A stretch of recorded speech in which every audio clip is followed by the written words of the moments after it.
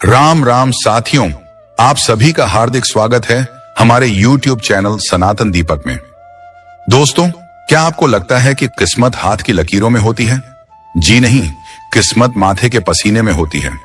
आज की कहानी एक ऐसे बिगड़े हुए राजकुमार की है जिसे लगता था कि दुनिया उसके पैरों की धूल है, लेकिन फिर कुछ ऐसा हुआ कि उसे एक वक्त की रोटी के लिए भी पत्थर तोड़ने पड़े। ये कहानी सिर्फ एक राजकुमार की नहीं, बल्कि हम सब की है, जो हमें सिखाएगी कि सोने का चम्मच लेकर पैदा होने में वो मजा नहीं जो अपनी मेहनत से एक सोने का सिक्का कमाने में है। तो चलिए जिंदगी बदल देने वाले इस सफर की शुरुआत करते हैं। बहुत पुराने समय की बात है। भारतवर्ष के दक्षिण में एक बहुत ही समृद्ध राज्य हुआ करता था जिसका नाम था विजयगढ़। वहां का राजा महाराज वीर प्रताप सिंह अपनी न्यायप्रियता और बहादुरी के लिए दूर दूर तक मशहूर था। प्रजा अपने राजा को भगवान की तरह पूजती थी, क्योंकि राजा वीर प्रताप ने अपनी प्रजा को कभी किसी चीज की कमी नहीं होने दी थी। राजा का एक ही बेटा था जिसका नाम राजकुमार अभय था। राजकुमार अभय देखने में बहुत ही सुंदर, कद काठी में मजबूत और तलवारबाजी में माहिर था। बचपन में ही राजकुमार की माता यानी महारानी का देहांत हो गया था। पत्नी के गुजर जाने के बाद राजा वीर प्रताप पूरी तरह टूट गए थे। उन्होंने कसम खाई थी कि वे अपने बेटे को कभी मां की कमी महसूस नहीं होने देंगे। इसी लाड़ प्यार के कारण राजा ने राजकुमार की हर जिद पूरी की। राजकुमार जो मांगता वह उसके सामने हाजिर हो जाता। उसे कभी धूप में निकलने की जरूरत नहीं पड़ी और ना ही कभी यह जानने की जरूरत पड़ी कि पानी का एक गिलास भी कैसे मिलता है। धीरे धीरे समय बीतता गया और राजकुमार अभय अब 20 साल का हो चुका था। राजा वीर प्रताप अब बूढ़े हो चले थे और वे चाहते थे कि अब राजकाज की जिम्मेदारी राजकुमार को सौंप दी जाए। लेकिन राजा के मन में एक बहुत बड़ी चिंता थी। उन्होंने गौर किया कि राजकुमार अभय वीर तो है, लेकिन उसके अंदर दया और समझ की बहुत कमी है। राजकुमार को लगता था कि धन और ताकत से दुनिया की हर चीज खरीदी जा सकती है। वह अपने सेवकों से बहुत बुरा बर्ताव करता था और गरीबों की गरीबी का मजाक उड़ाता था। उसे लगता था कि राजा का बेटा होना ही सबसे बड़ी योग्यता है। एक दिन की बात है, राजा वीर प्रताप अपने महल के बगीचे में टहल रहे थे। तभी उन्होंने देखा कि राजकुमार अभय अपने घोड़े को बहुत जोर जोर से कोड़े मार रहा है, क्योंकि घोड़ा थोड़ा धीरे चल रहा था। पास ही खड़ा एक बूढ़ा सेवक जब घोड़े को पानी पिलाने आगे बढ़ा तो राजकुमार ने उसे भी धक्का दे दिया और चिल्लाकर कहा, हटो यहां से, तुम जैसे गंदे लोग मेरे शाही घोड़े को हाथ नहीं लगा सकते। बूढ़ा सेवक गिर पड़ा और उसकी आंखों में आंसू आ गए, लेकिन डर के मारे वह कुछ नहीं बोला। यह दृश्य देखकर राजा वीर प्रताप का दिल बैठ गया। उन्हें अपनी परवरिश पर बहुत पछतावा हुआ। उन्होंने सोचा कि मैंने इसे दुनिया की हर खुशी दी, लेकिन एक अच्छा इंसान नहीं बना सका। अगर ऐसा ही घमंडी राजा गद्दी पर बैठा तो मेरा विजयगढ़ कुछ ही दिनों में बर्बाद हो जाएगा। राजा पूरी रात सो नहीं सके। वह अपने कक्ष में टहलते रहे और सोचते रहे कि राजकुमार को सही रास्ते पर कैसे लाया जाए।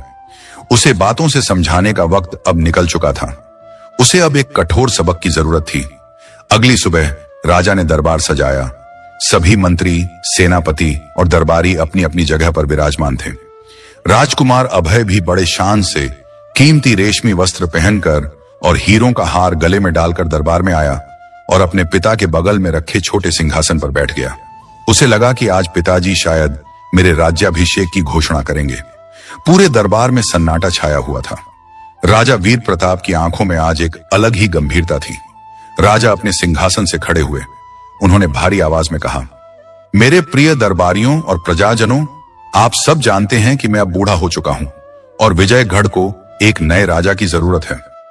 यह सुनकर राजकुमार अभय के चेहरे पर मुस्कान आ गई। उसने गर्व से अपना सीना चौड़ा कर लिया, लेकिन राजा की अगली बात ने उसके पैरों तले जमीन खिसका दी।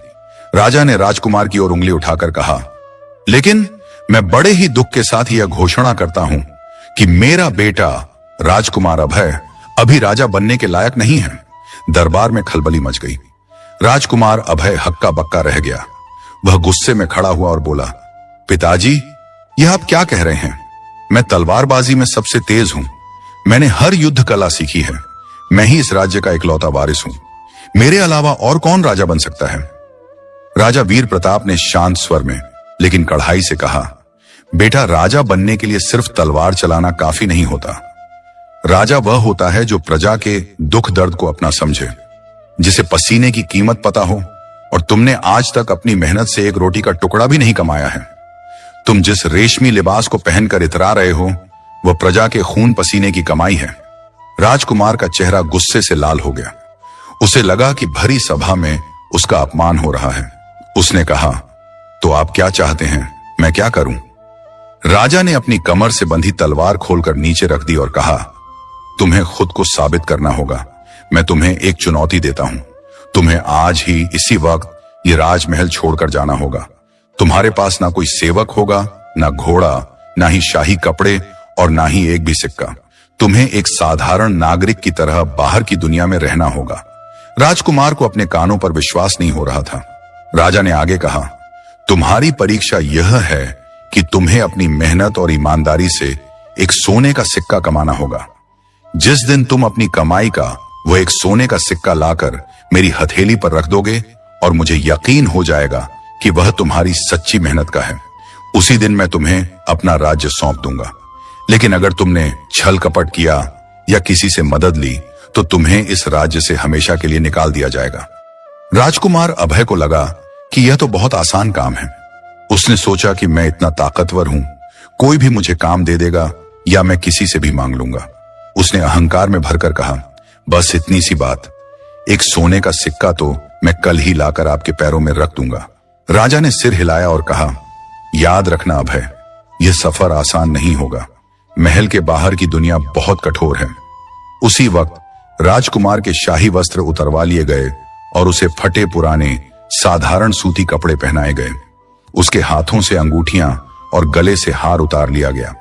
जब वह महल के विशाल दरवाजे पर खड़ा था तो उसके पास न तो कोई हथियार था और न ही जेब में फूटी कौड़ी। पहली बार उसे सूरज की धूप चुभ रही थी और नंगे पैरों में कंकड़ लग रहे थे। राजा वीर प्रताप छज्जे पर खड़े होकर अपने बेटे को जाता देख रहे थे। उनकी आंखों से आंसू बह रहे थे, लेकिन उन्होंने अपना मन कड़ा कर लिया था। राजकुमार अभय महल के मुख्य द्वार से बाहर निकला। सामने धूल भरी सड़क थी जो सीधे नगर के बाजार की ओर जाती थी। उसने सोचा, मैं राजकुमार हूं, लोग मुझे पहचान लेंगे और तुरंत सोने का सिक्का दे देंगे। वह अकड़ कर चलता हुआ बाजार पहुंचा, लेकिन उसे यह नहीं पता था कि राजा ने पहले ही पूरे नगर में ढिंढोरा पिटवा दिया था कि कोई भी राजकुमार की मदद नहीं करेगा और ना ही उसे भिक्षा देगा। उसे काम मांगना होगा और काम करना होगा। दोपहर हो चुकी थी। अभय को अब जोरों की भूख लगने लगी थी। उसने देखा कि एक हलवाई की दुकान पर ताजी मिठाइयां बन रही हैं। वह वहां गया और दुकानदार से बोला, ओ हलवाई, मुझे भूख लगी है, कुछ खाने को दो, मैं तुम्हारा राजकुमार हूं। हलवाई ने उसे ऊपर से नीचे तक देखा। फटे कपड़ों में वह राजकुमार कम और कोई भिखारी ज्यादा लग रहा था। हलवाई ने हंसते हुए कहा, भाई, यहां राजकुमार तो बहुत आते हैं। अगर खाना चाहिए तो पहले सामने पड़ी लकड़ियों का ढेर तोड़कर गोदाम में रखो, उसके बाद ही कुछ मिलेगा। यहां मुफ्त में कुछ नहीं मिलता। राजकुमार को बहुत गुस्सा आया। उसने सोचा कि इस हलवाई का सिर काट दूं, लेकिन उसके पास तलवार नहीं थी और वह राजा के आदेश से बंधा था। भूख से उसका बुरा हाल था। उसने गुस्से में वहां से जाने का फैसला किया। वह आगे बढ़ा, लेकिन हर जगह उसे यही जवाब मिला। कोई उसे बोझा उठाने को कहता तो कोई दुकान की सफाई करने को। राजकुमार ने जीवन में कभी एक तिनका भी नहीं उठाया था। वह यह सब कैसे करता? चलते चलते शाम हो गई। अभय का शरीर थकान से चूर हो चुका था। प्यास से गला सूख रहा था।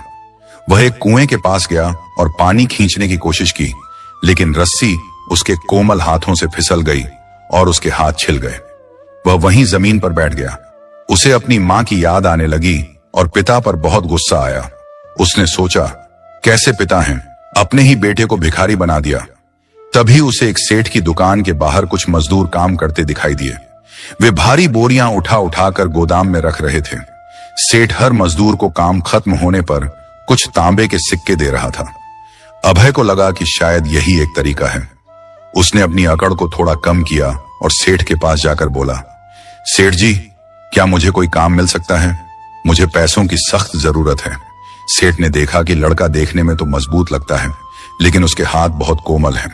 सेठ ने कहा, देखो लड़के, अभी तो सारा काम खत्म हो गया है, लेकिन एक काम बचा है। वह सामने जो गंदा नाला है उसकी सफाई करनी है, क्योंकि उसमें कचरा फंस गया है। अगर तुम वह साफ कर दोगे तो मैं तुम्हें 2 तांबे के सिक्के और रात का खाना दे दूंगा। राजकुमार अभय को घिन आ गई। वह जो इत्र से नहाता था अब नाला साफ करेगा? उसने तुरंत मना कर दिया और वहां से चला गया। रात हो गई थी। उसके पास सोने के लिए कोई जगह नहीं थी। वह एक मंदिर की सीढ़ियों पर जाकर लेट गया। पत्थर की सीढ़ियां बहुत ठंडी और सख्त थीं। मच्छर उसे काट रहे थे। भूख के मारे पेट में चूहे दौड़ रहे थे। आज उसे समझ आ रहा था कि मखमल के गद्दे और रेशमी रजाई की क्या कीमत होती है। सुबह की पहली किरण के साथ राजकुमार अभय की आंख खुली। मंदिर की सख्त सीढ़ियों पर सोने की वजह से उसकी कमर और गर्दन में तेज दर्द हो रहा था। उसने उठने की कोशिश की, लेकिन शरीर अकड़ गया था। कल तक जो राजकुमार रेशमी गद्दों पर सोता था और जिसे जगाने के लिए संगीत बजता था, आज उसे मंदिर की घंटियों के शोर और मक्खियों की भिनभिनाहट ने जगाया था। पेट में भूख की आग अब और तेज हो गई थी। कल से उसने अन्न का एक दाना भी नहीं खाया था। अभय ने पास के नल से मुंह धोया और पेट भरकर पानी पिया ताकि भूख कुछ कम हो जाए। लेकिन पानी से भूख कहां मिटती है। उसने अपनी कमर कसी और मन ही मन तय किया कि आज वह हार नहीं मानेगा। वह फिर से बाजार की तरफ चल पड़ा। आज बाजार में भीड़ ज्यादा थी। दुकानें खुल चुकी थीं और व्यापारियों का शोर शुरू हो गया था। अभय ने सोचा कि आज वह सीधे काम मांगेगा, चाहे वह कैसा भी हो। वह चलते चलते अनाज की मंडी में पहुंचा। वहां बैलगाड़ियों से अनाज की भारी भारी बोरियां उतारी जा रही थीं। अभय ने देखा कि कई मजदूर पसीने में लथपथ होकर उन बोरियों को अपनी पीठ पर लादकर गोदाम के अंदर ले जा रहे थे। उसने सोचा कि यह काम तो वह कर सकता है, उसके पास ताकत की कोई कमी नहीं है। वह वहां के मुनीम के पास गया, जो एक बही खाता लेकर हिसाब लिख रहा था। अभय ने उससे कहा, भाई मुझे काम चाहिए, क्या मैं ये बोरियां उठाने का काम कर सकता हूं? मुनीम ने चश्मा ठीक करते हुए अभय को देखा। अभय के कपड़े गंदे हो चुके थे और बाल बिखरे हुए थे, लेकिन उसका शरीर गठीला था। मुनीम ने कहा, ठीक है, काम मिल जाएगा, लेकिन शर्त यह है कि एक बोरी यहां से उठाकर उस गोदाम तक ले जाने का एक तांबे का सिक्का मिलेगा, और अगर बोरी फटी या गिरी तो हर्जाना भरना पड़ेगा। अभय को लगा कि यह तो बहुत आसान है। उसने सोचा, एक तांबे का सिक्का एक बोरी का, अगर मैं 100 बोरियां उठा लूं तो 100 सिक्के हो जाएंगे। वह जोश में आगे बढ़ा। उसने एक भारी बोरी को उठाने की कोशिश की। बोरी का वजन कम से कम 50 किलो था। अभय ने जिम में कसरत की थी, लेकिन यह वजन अलग था। यह बेजान लोहे का वजन नहीं था। यह लटकती हुई बोरी थी जिसे संभालना मुश्किल था। उसने पूरी ताकत लगाकर बोरी को कंधे पर रखा। उसके कंधे की हड्डी दुखने लगी। वह लड़खड़ाते कदमों से गोदाम की तरफ बढ़ा। अभी वह आधा रास्ता ही पहुंचा था कि उसके पैर डगमगा गए। धूप तेज थी और भूख की वजह से उसे चक्कर आ रहे थे। अचानक उसके कंधे से बोरी फिसल गई और जमीन पर गिर गई। बोरी का मुंह खुल गया और गेहूं सड़क पर बिखर गया। यह देखते ही मुनीम दौड़ता हुआ आया और चिल्लाने लगा, अरे बेवकूफ, क्या कर दिया तूने? तुझे काम करना नहीं आता तो आया क्यों? मेरा इतना नुकसान कर दिया। मुनीम ने अभय को धक्का दिया। अभय को बहुत गुस्सा आया। उसका हाथ अपने आप मुट्ठी बन गया। वह मुनीम को मारना चाहता था, लेकिन तभी उसे अपने पिता की शर्त याद आ गई, ईमानदारी और बिना किसी सहारे के। अगर वह आज झगड़ा करता तो उसे जेल हो जाती और वह शर्त हार जाता। अभय ने अपना गुस्सा पी लिया। उसने झुककर बिखरा हुआ गेहूं समेटा। मुनीम ने गुस्से में कहा, भाग जा यहां से, तुझे कोई पैसा नहीं मिलेगा।